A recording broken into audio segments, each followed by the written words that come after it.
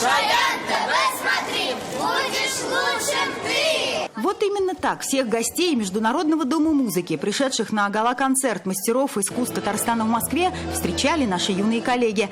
Так они встретили и президента Рустама Минниханова. И бодро ответив на его вопрос, как дела Бик Якше, попросили фотографию на память. А в холле все желающие могли сфотографироваться с артистами театра Камала, которые в этот день играли основателей татарского театра, участников легендарной труппы «Саяр».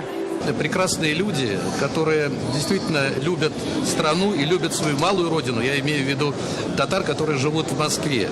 И нам очень важно, что сотрудничество между Москвой и Татарстаном, оно крепнет. И есть огромный потенциал для реализации самых серьезных проектов. В столице учатся, живут и работают сотни татарстанцев. Не терять связь с родиной, болеть за нее душой, призвал гостей Дней культуры со сцены Рустам Минниханов. Здесь находятся и татары, и другие нации, люди, которые не равнодушны к республике Татарстан.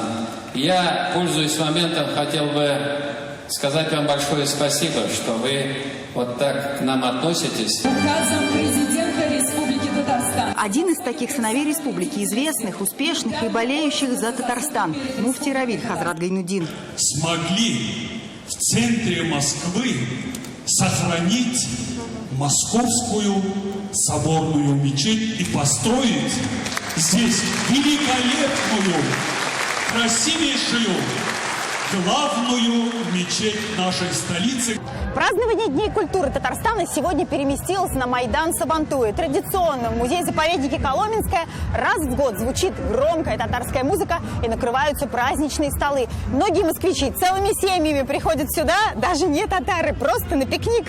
Эмблема московского Сабантуя очень в этом году красочного и по-настоящему интересного – тюльпан. Она вплела в себя три основных символа – семьи, культуры и спорта.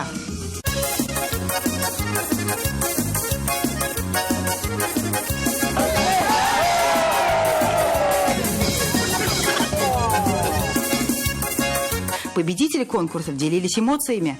Сложно пройти. Очень раскачивает в конце. Наконец-то на Майдане Московском мы увидели лошадей. Какой Сабантуй без лошадиных скачек, без лошадей? Традиционные Дни культуры Татарстана в Москве впервые за историю проведения завершились именно веселым Сабантуем. И некоторые гости делились с нами по секрету: на будущий год обязательно придем снова, так все понравилось.